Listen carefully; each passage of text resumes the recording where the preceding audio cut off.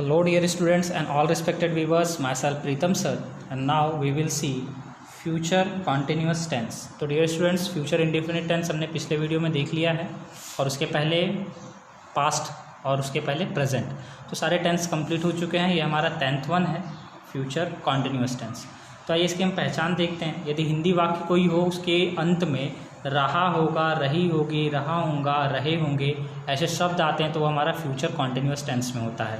और अगर English sentence की मैं बात करूं तो उसमें आइडेंटिटी, डियर स्टूडेंट्स, मैंने आपको हमेशा बताया कि SVO, आप लोगों ने देखा होगा कि SVO के थ्रू ही हमें पता चलता है। तो S for subject, V for verb, O for object, और V फॉर वर्ब में हमारा हेल्पिंग वर्ब और मेन वर्ब होता है। तो यहाँ पे हमें हेल्पिंग वर्ब से ही आइडेंटिफाई करना होता है। तो हेल्पिंग वर्ब क्या है यहाँ पे? विल बी, शैल बी और वर्ब का फर्स्ट फॉर्म प्लस ING।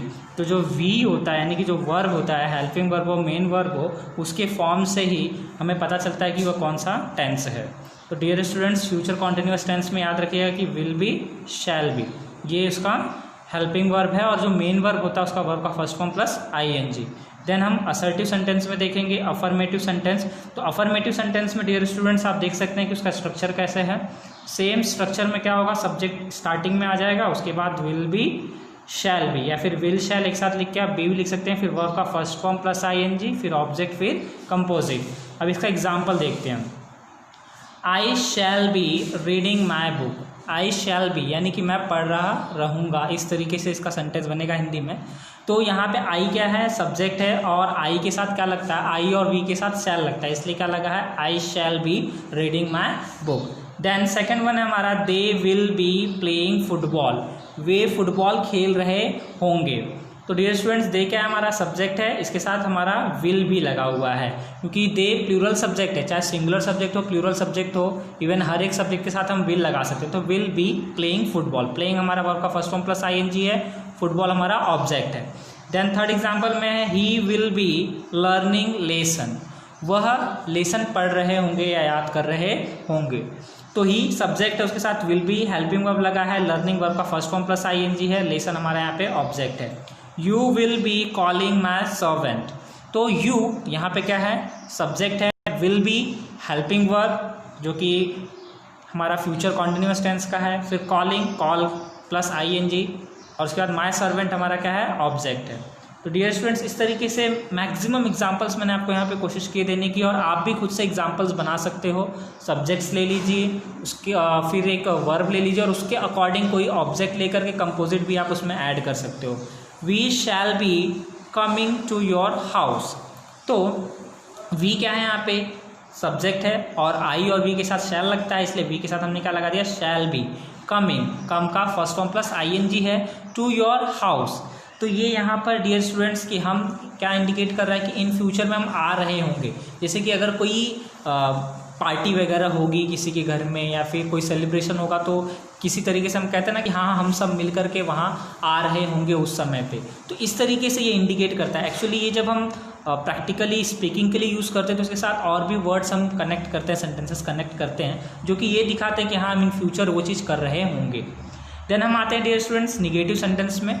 तो निगेटिव सेंटेंस जो है उसको ध्यान से देखिएगा, क्योंकि विल शैल तुरंत आता है उसके बीच में, विल बी, शैल बी, ये इसकी हेल्पिंग वर्ब है, तो उसके बीच में नॉट लगता है। कई बार स्टूडेंट्स मिस्टेक कर देते हैं कि विल बी नॉट या शैल बी नॉट लगाते हैं। तो याद रखिए कि विल और शैल के ठीक बाद नॉट लगेगा, उसके बाद बी लगेगा, देन बाकी सब सेम रहेगा, वर्ब का first form plus ING, object and then composite. Example की बात करूँ तो I shall not be going to Delhi. मैं दिल्ली नहीं जा रहा हूँगा, क्योंकि लॉकडाउन लगा है तो कोई कैसे जाएगा।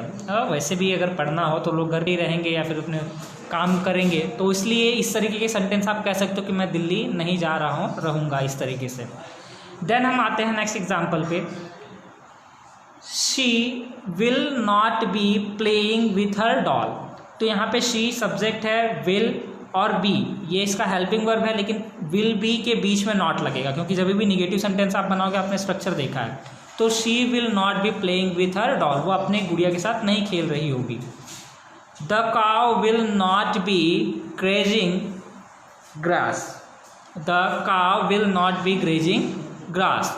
जो गाय है वो जो चारा है या घास है वो नहीं चर रही होगी। ग्रेज का ये फर्स्ट फॉर्म प्लस ing है, उसका मतलब होता है चरना या फिर खाना, जो भैंस खाते हैं ना वो। Then they will not be going to market, तो दे यहाँ पे हमारा सब्जेक्ट है, विल नॉट बी।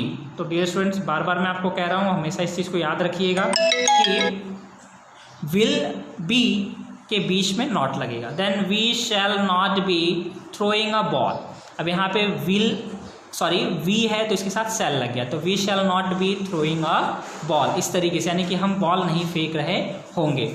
देन आते हैं स्टूडेंट्स हम इंट्रोगेटिव सेंटेंस में। एज यूजुअल हमने हर एक टेंस में देखा हुआ है, तो इंट्रोगेटिव सेंटेंस में सबसे पहले हम देखेंगे अपना वर्बल क्वेश्चन, जिसे यस नो टाइप क्वेश्चन कहते हैं, जिसका आंसर या तो यस होता है या तो नो होता है। और डियर स्टूडेंट्स, हमें पता है कि स्टार्टिंग में ही हेल्पिंग वर्ब लगता है, तो विल शैल स्टार्टिंग में लग जाएगा, देन सब्जेक्ट और उसके बाद बी होगा।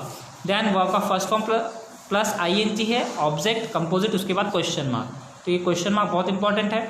तो will that child not be making a noise, अब यहाँ पे दैट चाइल्ड, ये पूरा का पूरा क्या हमारा सब्जेक्ट है, और उसके ठीक पहले विल लगा है। यहाँ पे भी डियर स्टूडेंट ध्यान रखिएगा कि विल बी पहले नहीं लगाइएगा, पहले विल लगाइएगा, subject, then not, then be. इस तरीके से ये इंट्रोगेटिव निगेटिव सेंटेंस हुआ।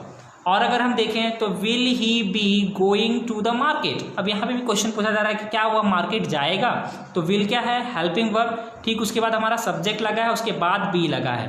तो डियर स्टूडेंट, मैक्सिमम जो एग्जांपल मैं इसलिए आपको दे रहा हूँ ताकि आपको ये क्लियर हो जाए कि पहले विल लगेगा, देन सब्जेक्ट, बाद में बी लगेगा, क्योंकि इसकी हेल्पिंग वर्ब विल बी या शैल भी होती है। तो कंफ्यूज नहीं होइएगा, प्रैक्टिस करिएगा, आपको भी ये आ जाएगा।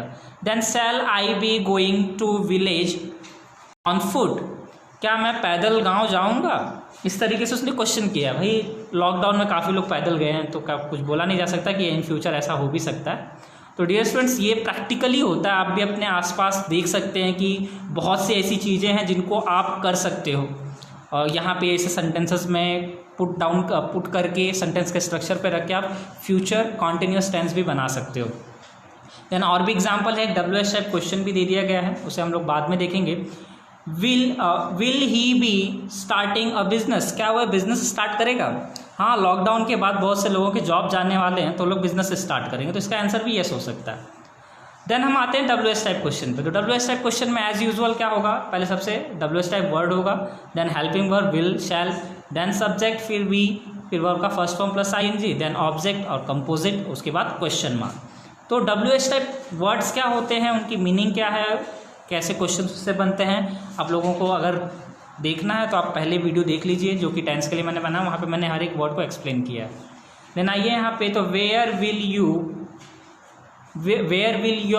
यहाँ पे योर होना चाहिए था, your father be going tomorrow, तो कहाँ पर आपके कल पिताजी जाएंगे, तो जहाँ जाएंगे वहाँ बता दीजिएगा इस तरीके से। Why will he not be reading his book, वह अपनी बुक क्यों नहीं पढ़ रहा है, क्योंकि स्कूल तो आ नहीं रहा है, टीचर की फटकार नहीं पड़ रही है, अगर होमवर्क मिलता, प्रॉपरली चेक होता तो वो बुक पढ़ता, इसलिए वो नहीं पढ़ रहा है। इस तरीके से आप रीज़न दे सकते हो। तो डियर स्टूडेंट्स, क्वेश्चन भी देखिए, उसका आंसर भी कैसे में देना वो भी ध्यान में रखिएगा। How many boys will be sleeping in the room, अब कितने बच्चे एक रूम में सो रहे होंगे, तो वो देख लीजिए आप कितने बच्चे सो रहे हैं और फिर बता दीजिएगा। Who will be playing in the field, field में कौन खेल रहा है, ऑब्वियसली बच्चे खेल रहे होंगे, तो उसका आंसर आप वहाँ पे दे सकते हो, आप भी खेल रहे होंगे।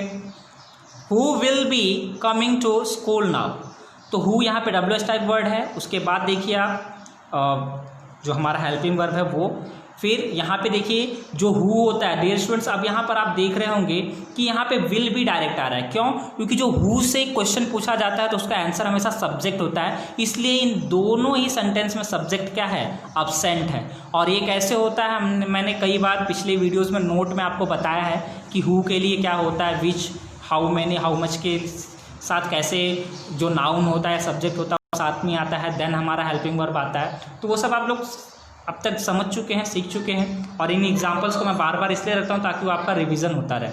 अब आते हैं डियर स्टूडेंट्स हम एक्सरसाइज पे। तो एक्सरसाइज में आप देख सकते हैं कि यहाँ पे एक जगह मैंने सब्जेक्ट दे दिया है, यहाँ पे पूरे सब्जेक्ट्स हैं, और वर्ब जैसे रीच, हियर, टच, और उससे रिलेटेड हमारा ऑब्जेक्ट है, एंड देन उसी से रिलेटेड कंपोजिट है। तो आप भी इसके सेंटेंसेस को बनाइए, ये आपने पहले भी देखा होगा, सेम एक्सरसाइज मैंने दिया था, बट अब यहाँ पर आपको फ्यूचर कॉन्टिन्यूस टेंस में बदलना है। तो स्टूडेंट्स इस तरीके से आप भी घर पे प्रैक्टिस करिए और जो मैंने एक्सरसाइज दिए हैं इसके अलावा भी आप बना सकते हो एग्जाम्पल्स ले करके। तो डियर स्टूडेंट्स, अगर वीडियो अच्छा लगा हो तो लाइक करिए। आप भी चाहते हो कि आपके दोस्त भी इस वीडियो को देखें तो उन्हें शेयर करिए।